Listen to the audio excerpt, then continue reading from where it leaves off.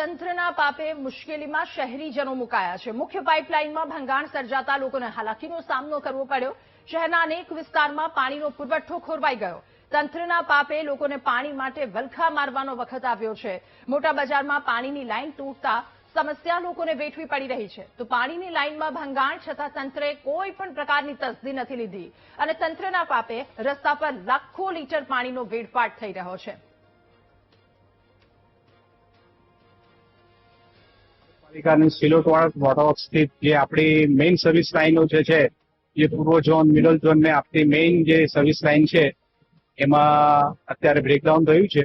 એટલે અત્યારે આપણે સવારના જે પૂર્વ ઝોનનું પાણી ખોલ્યું તો એની અંદર આપણને ખબર પડી કે અહીંયા બ્રેકડાઉન થઈ છે। તરત જ સર્વિસ બંધ કરાવી છે અને આપણે જેસીબી દ્વારા આપણે કામગીરી શરૂ કરી છે। લગભગ સાંજ સુધી લાઇન રિપેરિંગ થઈ જાય એ પ્રમાણનું આપણે આયોજન કરીએ છીએ।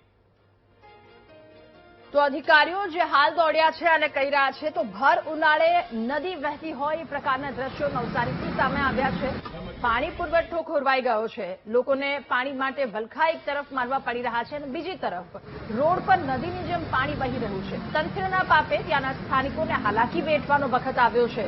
રસ્તા પર પણની એ પરિસ્થિતિ અને પાણી હાલ પૂરતું ઘરે બંધ છે। પાણીનો વેડફાટ થઈ રહ્યો છે। તંત્ર નિંદ્રાધીન અવસ્થામાં હોય એ પ્રકારની સ્થિતિ નવસારીથી જોવા મળી। સ્થાનિકોનો રોષ આ વાતને લઈને ખૂબ વધારે છે।